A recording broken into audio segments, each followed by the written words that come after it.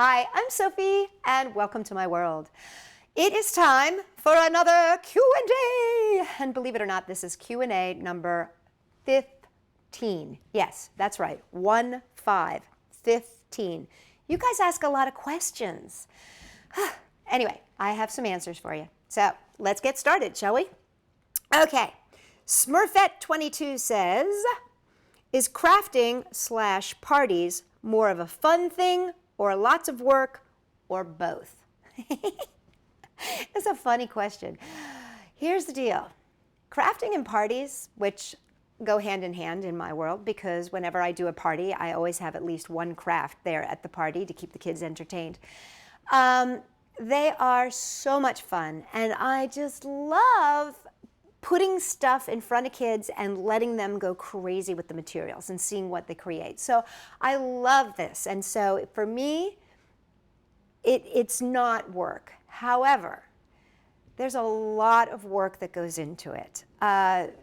To put together a really nice craft table, you have to source stuff, which means you're doing a lot of research, you're doing a lot of ordering, you're going to stores, you're looking online. Then once you get the materials, you have to put them into packaging so that the kids can get to them. Then you have to pack them into boxes, then you take the boxes in and you unload them and you set them up, and then you do the crafting, then you clean up, which is often one of the biggest parts of it, load it back into the box, take it back, then you have to store it. So there's a lot of work that goes into it. And making crafts and creating new crafts, there's a lot of time and energy that goes into that. You don't just poof, magically have it appear. We try to make it look like it's really, really simple and really, really easy, but there's a lot of prep time that goes into anything and everything that we do. So is it a lot of work? Yes. Is it worth it? Absolutely. Jackson C's friend asks, what is your favorite movie? Okay, well, I happen to be very, very fond of the Minions. However, that's not my favorite movie. My favorite movie of all times is a Drew Barrymore movie called Ever After. It's probably about 10, 12 years old now, but it's one of my favorites. That and Princess Bride. Those are my two favorite movies. Those are movies that I could watch over and over and over again. Elizabeth O says, what was the best memory you had with your sister when you were children? Okay, so this is an interesting question because a lot of you may not know this, but I have one sibling. Her name is Frida, and she appears in some of the videos with me. She works for me full-time in my party business, and she's an amazing creative force, and she also works on Sophie's World. She does all the photography for our website, and she does a lot of the creative stuff when we create new crafts and things like that. She makes the pieces that look amazing. I come up with some ideas, and then she takes them to the next level. But the thing that people don't know is that my sister, and there's only the two of us, my sister is 15 years younger than me. So my sister was born when I was 15. So I really didn't have a whole lot of time with her before I was out of the house and went to college. And when I went to college, I was really pretty much gone and out of the house. So I guess my fondest memories of her when she was little were just being together with her and playing with her when she was little. And then as she grew older, she would come and visit me. I lived in New York City for a while. And when I lived in New York City, she came to visit me, which was super fun. And then when we moved to California, she would come and spend a couple weeks with me in the summertime. And that was always fun. But I want to tell you about us as grown-ups. As grown-ups, some of my favorite times with my sister are when we go to theme parks. And we went to the Santa Cruz Beach Boardwalk one time together, and we had the most amazing day. And then there was another time when we went to Playland, not at the beach, which is in Oakland, California, and had just the most amazing time watching the flea circus and playing pinball machines and looking at all the amazing art. So as grown-ups, we've had some wonderful times doing kid-like things. So maybe that helps that. But unfortunately, we never grew up in the same house together, really, because I was out of school by the time she was toddling around. This is nice though. Elizabeth O says, I love all the videos that you and your sister do together. And Elizabeth, so do I. I love when my sister's with me on screen. Funtime TV asks, what would you do if you could never use duct tape again? And then you also say, could you also include that I do DIYs too? So, Funtime TV does DIYs, everybody. Okay, what would I do if I could never use duct tape again? You know what? I would find something else to use. I mean, I love duct tape because it's colorful, it's great, you can make anything out of it. But you know, it's not the end all be all. There's all kinds of different materials that work. And the nicest thing about duct tape is that you can bind things together and they stay. But you know what?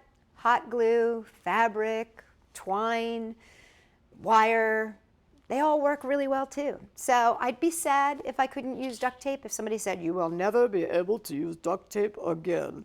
If somebody said that to me, you know, I'd be sad, but I'd find something new. I mean, and you know what?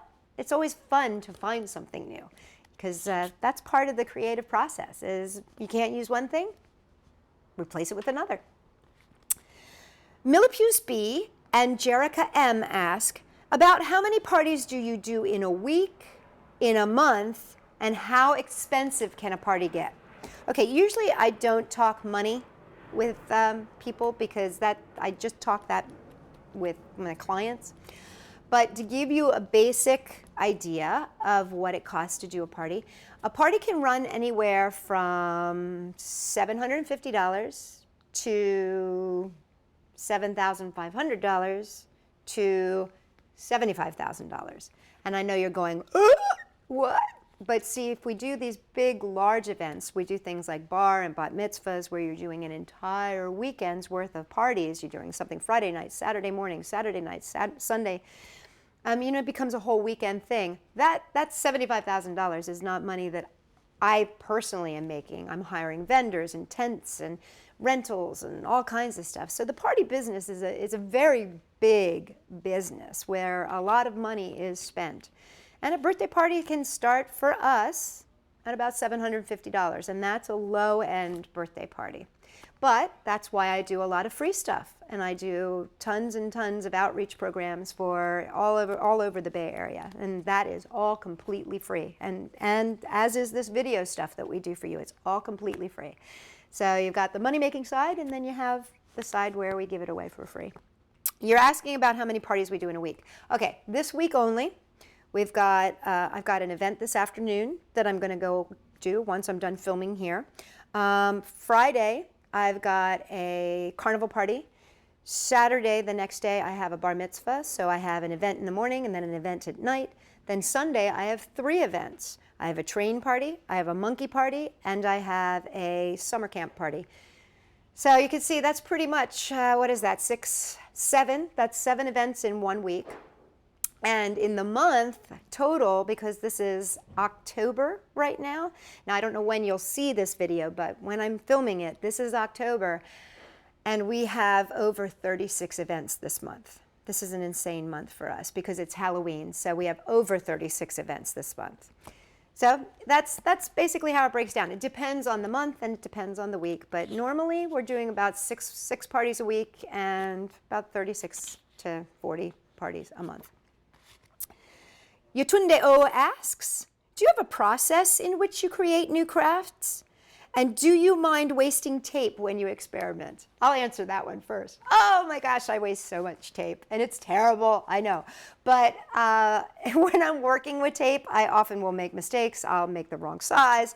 I try to, of course, hold on to those mistakes and turn them into other things, but I make mistakes all the time. What you guys don't see is my pile of miscellaneous mess that happens when I'm working on crafts.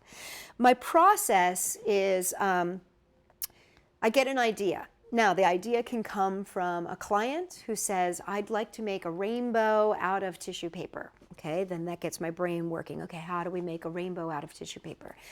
It comes from research. I'll be looking for something and I'll see something on Pinterest, or I'll see something on the web, or I'll see something on a blog, and I'll say, wow, that looks really interesting. And then I'll take that and I'll try to figure out how it was made. Or I'll look, if it's a DIY, I'll look at how they made it, and then I'll take it and I'll try to make it my own. I like to use other people's ideas, but I like to make them my own. I like to be able to turn them into something that comes from me, as opposed to rubber stamping something out that somebody else has created. I'm not a big kit person. Like if I do get a kit, like say Oriental Trading Kit, I rip it apart and I use the pieces differently than they're intended to be used. I'm just not one of those people that likes to put, you know, tab A in tab B and stick it together with sticker number C. That just doesn't excite me and it doesn't interest me. I'd rather look at something and create something new. So my process really is to look, then to deconstruct, meaning I like to take it apart, and then I like to put it back together again. So look, deconstruct, put it back together. That's my process. Victoria B says, who's your favorite artist?